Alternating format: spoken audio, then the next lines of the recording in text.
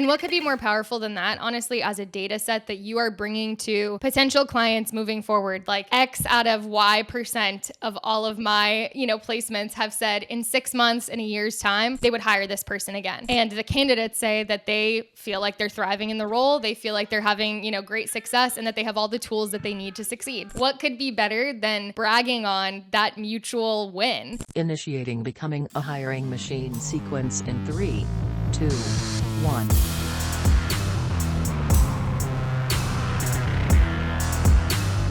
Hey everyone, it's Sam Keenly, and welcome back to Becoming a Hiring Machine. This is the show dedicated to fixing recruitment by going beyond saying what needs to change and instead teaches you how to make that change. Today we've got a great trending topics episode ahead of us, but before we get into that, I just want to tell you a little bit about the show. Essentially, we have shows within the show here. Some days we have interviews with industry thought leaders and others who are shaking up the space, while other days we cover things like trending topics. Stop by every Tuesday for a Tactical Tuesday where we go deep on how to do something that's going to help you drive better results in your day-to-day. Some days we open up for Q&A, and occasionally you get a mic drop episode from Matt where he shares something he's been thinking about within the recruitment space and wants you to know.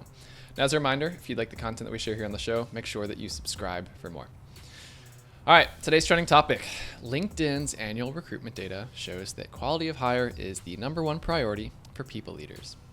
But, as we've discussed on this podcast in the past, the challenge with quality of hire is in how subjective it really is and how difficult it is to truly quantify or prove. But this conversation today is going to show maybe we've actually overcomplicated it a little bit. So here to unpack this one is our favorite trending topics co-host, Lex. Lex, welcome back. Thanks. Happy to be here. And yeah, happy to be talking about almost revisiting a topic that we've discussed in the past. And we landed in our previous conversations on this idea of like, hey, maybe there isn't a metric that we can associate with quality of hire. Maybe this is just one of those things that's a gut feeling, and that's really what we have to leave it at. But today, I think we're going to get into some of the ways that we can start to demystify this a little bit and also realize, okay, we can measure this. It's just maybe not in the way that our data-loving hearts might prefer. We can measure it, and we can also change our minds about things. This is another very important takeaway. Exactly. So, always evaluate, This is us humbling ourselves and saying, hey, maybe we were wrong. And it's honestly inspired by someone that we've had on the podcast before, Tim Sackett. He is an amazing follow on LinkedIn. He has a great newsletter too, if you guys don't follow him already. But he has kind of come forward and said that he has changed his mind on this matter around quality of hire. And that's what inspired this podcast episode, was reading his confession of, hey guys, I think I might have been wrong. And kind of doing some of that analytical work ourselves and saying, okay, yeah, we maybe overcomplicated this a little bit ourselves. So I'm going to dive into some of Tim's thoughts, and then we'll start to get into some of the tactics and the ways that we can do this, if that sounds good with you. Perfect. Let's get in. Okay. So Tim has been pretty aligned with us as far as quality of hire in the past. This idea of quality of hire is so important. We can all agree on that. It's something that is very important to hiring teams, and it's also really important to recruiters. It's just one of those things that we always want to be kind of focused on. But the problem isn't around agreeing on its importance. It's around aligning on how to measure it and how to be sure that we are pursuing it. And so I think that question of measuring a metric like quality of hire, which in general is a bit vague. Quality can mean a million different things to a million different people. Quality of hire specifically for that role, for that company, it can be so subjective. And so you start kind of picking it apart, and it's like, okay, is there a way to measure this, or is this just something that you just know? Like, yep, this is a quality person, and leave it at that. Well, Tim describes the fact that he was sitting in a talk at a recent expo, and Uber's head of talent was giving this talk, and his mind was just blown because she talked about quality of hire in such a simple way that instantly made him realize, oh crap, like I have been totally missing it here and have just kind of overcomplicated something that maybe actually doesn't have to be that complicated. So basically, I think like he started going down this path of, okay, he wants there to be this cut and dry answer of quality and how to measure it. And in your mind, when you think about that, you go to performance data. And when you think about this at scale, you think, I need a lot of performance data. And I also need some data for the hires that were not made, comparing this candidate against all of the other candidates that could have been hired for this role, and then against all of the other people who have ever done this role before. And it starts to just, again, open a million cans of worms. But do we really need to do that? Do we need to objectively, for sure, prove that this candidate would have been better than the thousands of other candidates who applied? Maybe not. Maybe it's as simple as asking the hiring manager, would you hire this person again? Maybe it's really that simple.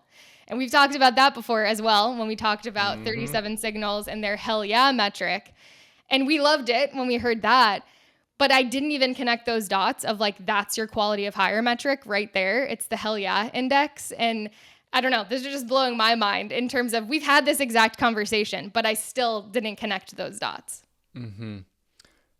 And I think it's almost the simplicity of it. And what's that? It's Occam's razor, that law where it's just like the simplest answer. And it's like, well, we're charging so much for the work that we do. We have to come up with something more complicated than just a follow-up 6 months down the line. Like, hey, would you hire them again if you had the chance to? Because that's always where we want to balance the what ifs of it, or how they compare to the person who's formerly in the role. But times change, requirements change, the market changes. There's so many things where even if you did have all that data, there'd be so many asterisks and caveats to it that wouldn't have it be a true apples to apples. So coming down to the simplicity of this, like given the current state, given the scenarios that you all been through with the company, the markets, everything else, would you hire them again?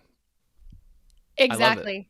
And what could be more powerful than that, honestly, as a data set that you are bringing to potential clients moving forward, like X out of Y% of all of my, placements have said in 6 months, in a year's time, they would hire this person again. And the candidates say that they feel like they're thriving in the role. They feel like they're having, great success and that they have all the tools that they need to succeed. Like, what could be better than bragging on that mutual win? And I think that that is one of those things where, again, it does start to get so easy to go down this rabbit hole of all of these different metrics that you could be tracking. And I'm not going to say that you shouldn't be tracking other things, that those are important as well. But when it comes to really demonstrating value, I think that this is such a simple, but really beautifully simple way to do it. Mm-hmm. I don't want to rabbit hole us, but even just working backwards from that, then like go back to all the notes you took during the interview process, the skills, the expertise, like you can use this to inform everything else. Like, oh, we didn't even think about this, but this person thrives in it. Where could we have found this as we look for future roles, future people like it? So hey, you're not even rabbit holing there. You're actually just getting ahead, because we're going to get into some of that when we start breaking down Uber's framework. So you actually just hit the nail on the head right there. Perfect. Well, let's go right into that then. Yeah, so I mentioned that Tim, when he had this revelation, was listening to Uber's head of talent talking about their framework for quality of hire. So I figured, honestly, let's just break that down and talk through it a little bit, because I think that this is, again, super simple, but really, really valuable, and it's super actionable. You can listen to this episode today and start doing this in an interview tomorrow.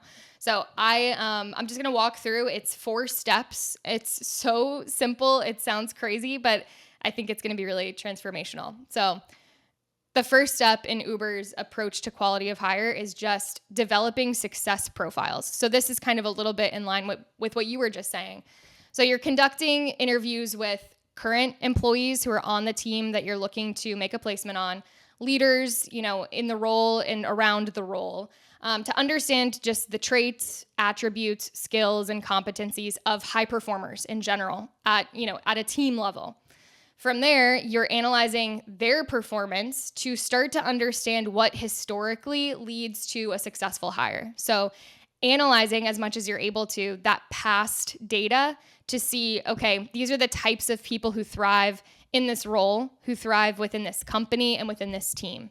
And then basically from there, you're going to align that competency model for the role around these new success models and kind of use that to define what the job description looks like and what your, what your ideal candidate essentially looks like. Mm-hmm. And this is, if we go back, I can't remember the number of the episode, but the Paul Stancic episode that we did, this is a big part of what they do with their portfolio companies is before they even start sourcing, they have these profiles for the different roles that they extensively go through. And I think that is something like we've touched on in different episodes as well. It's just the importance of the intake, doing it well and really mapping beyond just like, okay, this person is a marketer. They need to be good at paid search. They need to have copywriting. It's like, what do they really need? Not just at that level, but like you said, like for the role, for the company, what do they look like so that they mesh in well with the organization, given all the other factors that we know are so important? Totally. We talk about this in Darren Bush's episode as well. I don't remember the number on that one, but I can find it. That one, I think we talk a lot about just that initial process with the hiring team is so important, but it's often so undervalued because it's not a conversation where you're being able to prove, hey, this is going to directly lead to value in the moment. And so I think that a lot of people have a hard time justifying spending that upfront time. But as we've said time and time again, that time pays for itself. It's so valuable. That alignment guides so many decisions to come. It saves so much friction, in the long run. And so I think that really finding a way to enmesh yourself early on is the key thing here. I think one of the other takeaways that I get from this process of that like pre-hire work is there's so much acknowledgement of the mutuality here for the candidate and for the hiring team. There's a lot of just understanding of this has to be a mutual fit. This isn't one-sided. So it starts to really lock in on, okay, what does it look like for this person who's going to come into this team, who's going to come into this company, into this culture, and how do we make sure that we feel like this person is set up for success as well? Because that's a big part of, again, in 6 months to a year, how successful this person is going to be. And so having that context and that understanding of what you're kind of bringing someone into, I think is just like, it's an understated part, but I think it's really important. And I really appreciate that Uber takes that into consideration here as they're kind of defining their process around quality of hire. Yeah, in my head, I always go straight to data. I'm such a nerd with this stuff. But for those people who might be hesitant to start this, or like, oh, we don't have the time to spend, developing these profiles beforehand, like if you're working in a recruitment organization and you look back to your last 10 placements, 20 placements, whatever it is that you can remember, if they were within more than 6 months, go reach out to each of those hiring managers, ask them like, would you hire this person again? And then go back to your notes and see how much time did we spend really developing the profile before, and see that correlation for yourself. And if there is a positive or negative trend with like, hey, this organization, they weren't the easiest to get this information from, and they were just like, they're good, versus the people that sat down, spent the time. I don't have the data, I have a hunch, but again, like this is something that you can do without having to go full bore into this right off the bat, but you can validate with past hires, grab that first bit of data, and then go and reconcile what information you already have. 100%. And I think it also can become a really powerful tool for you as a recruiter, starting to understand, okay, what are the clients that I have the most success with in general, and how, starting to see that alignment really does make a big difference in terms of how successful you can be in your role as well. And so as a middleman here, and as someone who's kind of in between client and candidate, how are you starting to notice those trends for yourself as well? And I think that that's, really, really powerful data. Those insights can start to firm up the direction that you take your business as well. Okay, so the second step after you have developed these success profiles, Uber then calls this second step redesigning the hiring process, which can sound a little bit overwhelming, but there's 3 tiny steps here, and I think that they really make sense. It's very intuitive. So the first part of redesigning your hiring process is to create an assessment built around these newly identified success attributes at each stage of the recruitment process. So you have a pre-hire assessment, you have standardized interview questions that you're using across the board for this role, and you're starting to just kind of lock in a little bit of structure around these attributes. From there, you develop a scoring criteria based on those success attributes and those questions at each stage. And then you start to develop scorecards that help make the process easy to adhere to across the board, so that you have a little bit more of that objectivity, even when you're talking about things that might get a bit subjective. So this kind of starts to give you some data around those data points that are generally difficult to track. So I really like this piece of the puzzle specifically. Obviously at Loxo, we have candidate scorecards. We talk about this a lot in terms of getting that synergy within the interview process of everyone aligning on, okay, why do we like this person? What do we like about them? How can we, start to analyze that stuff a little bit more? But I love the fact that you're creating a bit of a quantitative system around qualitative things, which is always just fun. Because it's such an underestimated part. I mean, I would see this all the time on interview panels where you've got 4 members of your team interviewing someone at the final stage, and then you have 4 people they all say yes, but they say yes for different reasons in their own head versus like, what do the numbers say? What is the scorecard telling? So not that's a bad thing, but there's other times where it's torn 50-50. Looking back, you almost wonder, did they not like them just because they didn't jive with the person? They didn't have good charisma. Like, is that the reason, or was it more of a culture thing? Like, you can document this. You can have this tied in now. And just that structure alone, I love how they just incorporated this as part of the whole process. Exactly. And I do think that it becomes a really good conversation piece for those like post-interview conversations. Just like you said, if we're rating people on a scale, if asked yes or no, maybe I would say yes, but maybe I was giving this person 3s across the board. And it's like, okay, if I have to choose, 3 out of 5 isn't bad. So I'd say, yeah, sure. It starts to give you a little bit more of that conversation point of like, hey, Sam, you gave this person a 3 on this. Like, can you dig into that a little bit more? Can we talk about like what would have needed to happen for them to be a 5? As a recruiter, I feel like it gives you really good insights into the differences between certain candidates and what that hiring team is looking for. But it also starts to create almost a path to success for the candidate themselves after they're placed in that role, because you can already see, all right, these are the areas that we feel really strong about this person, and these are the areas where they're not totally convincing us. So how do we start to like create a learning path or, some kind of structure around that for them? So I think it really does work in so many different directions here, and it starts to create structure where generally organizations struggle to have structure in general. And I bet this is built in. If we got to listen to that panel, or if the video is out or something, I bet they also have what makes up a 1, a 2, a 3, a 4, a 5 for each skill set. Because say you're interviewing for a sales rep, like what does a 3 specifically mean? What does a 4? Because if you and I were to go and do that, like we probably have 2 very different scales. If we were to just say like rate them 1 to 5, but a 3 means they're competent at this, great at that, awful at that. Like, those numbers are going to vary. So having definitions for that, I bet would be just seeing how methodical they are with this process. I bet that's part of this documentation too. Yeah. One thing that I go to as well is, in those post-interview conversations, sometimes there's one person who's very vocal and can kind of dominate the conversation and start to sway other people. So there's a lot of opportunity here to also have anonymous assessments where you're all submitting your information at once. You see the average or you see the breakdown of the scores, and then you talk about those as a group, and you can start to analyze some of those kind of just understanding gaps that you might have as a team as well. I feel like that's a really powerful alignment tool for you as a recruiter, for the hiring team in general. It starts to just create really a lot of space for conversations that I think can be really, really powerful. One thing that I always talk about is when it comes to looking at movies and determining whether or not I want to watch a movie, you can go the Rotten Tomatoes route or you can go the IMDb route. And for me, Rotten Tomatoes doesn't tell me anything, because all it says is, did this person say, yes, this movie was okay, or no, this movie sucked? It's a binary. So 100% on Rotten Tomatoes doesn't really tell me this is a 10 out of 10 movie. It just tells me more people said, it was fine, than they said, no, it was the worst. I want a little bit more nuanced information and I want a more critical grading system when I'm really choosing where to spend my time. And I think that this system gives you not a Rotten Tomatoes system, but rather an IMDb system that helps you feel a little bit more confident in, okay, what are we actually saying yes to right now?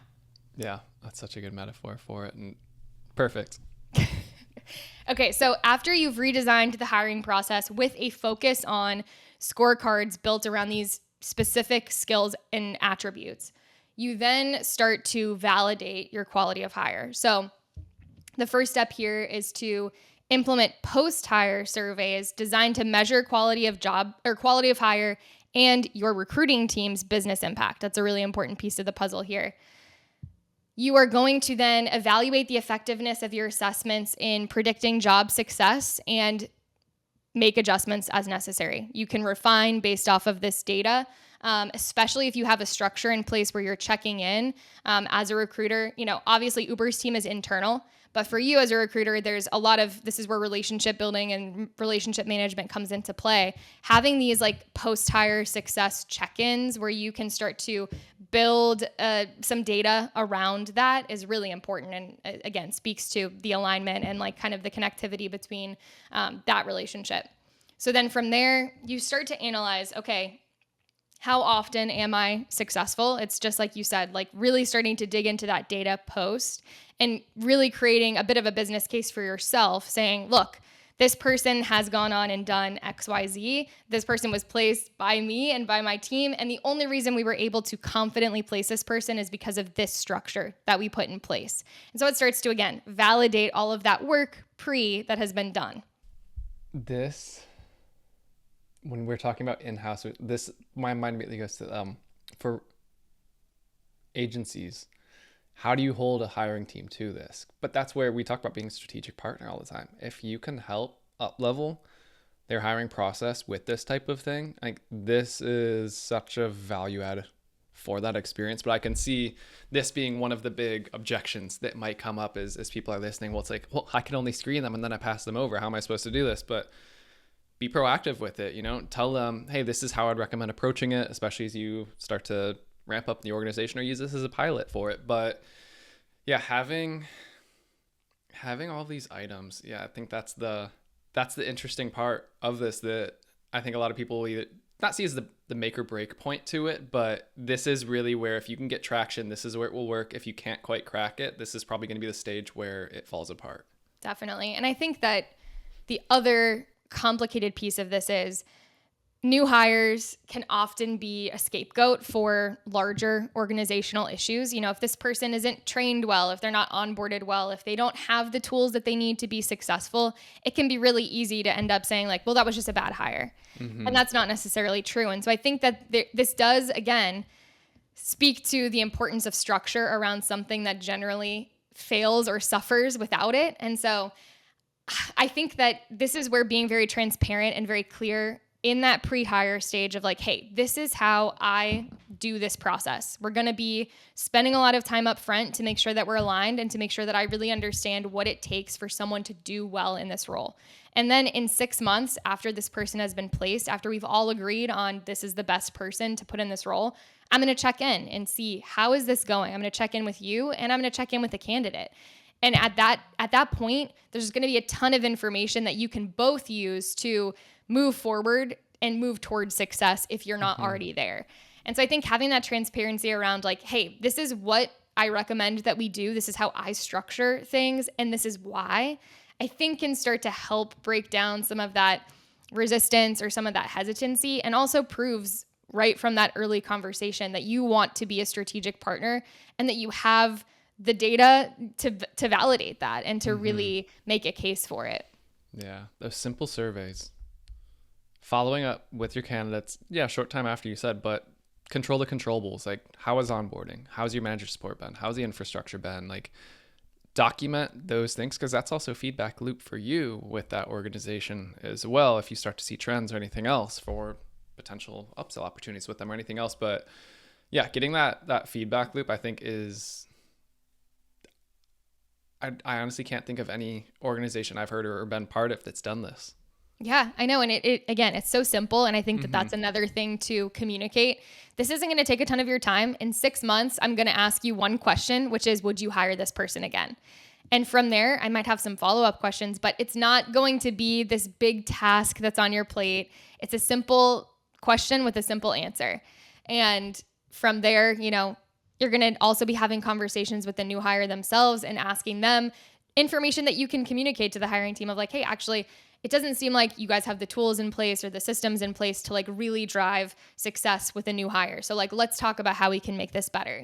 I think that there's just so much good conversation that comes out of this. And that's where, so much of the insights that drive you forward and that push you to be better come from. Yeah. Lex, this is so much work. How am I supposed to email all these people? This is where automation is your friend. Like how you have campaigns scheduled to set up when people hit different stages, create a stage, create a campaign for it. Even note in the campaign send, like, hey, this is an automated check-in, but based on the answers to this, I'm going to follow up with you accordingly. So absolutely still keep that relational side, but you can schedule it when you get that feedback from it. That's when you insert yourself, but it can be so easy. And this is the perfect use case for this isn't even AI, it's just automation, basic automation with campaigns. So this is how you can use that. And then you become the strategic advisor instead of the admin manager sending the emails, gathering information. This is doing the hard part for you. So you can do what you do best. This is what we talk about when we talk about AI that helps you be more human. Like, yes, you're automating things that are allowing you to be more present and to be more strategic and to be a better partner. And I just feel like it's one of those things where it's like, yes, I understand the fears around AI, and there's a lot of really horrible AI content out there and people not using it well. But you using these tips and these tricks and leveraging AI in a really powerful way to create that high touch experience, I mean, it's a no-brainer to me. Mm-hmm. Yep. I love this. Well, hopefully we start to get some people that adopt this. And we also need to dig up and see if this session was ever published anywhere. And if so, we'll link to it. But Definitely. Yeah, for sure. If not, I know I'm going to link, Uber has just a breakdown, like a guide to quality of hire. We talked about a lot of the high points here, but I'll break it down I'll put the link in as a visual so that people can see that themselves. And Uber's branding is just nice. So it's a pretty little doc. I love it.